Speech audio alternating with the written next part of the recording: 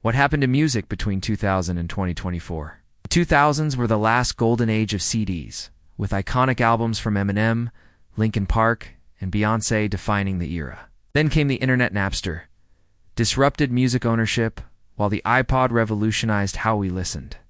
YouTube launched in 2005, making music videos accessible to everyone, and by the late 2000s, Auto-Tune and club bangers ruled the charts. CDs faded, downloads rose, and the stage was set for streaming to take over. Please follow the link for the part 1 and discover the music journey with us.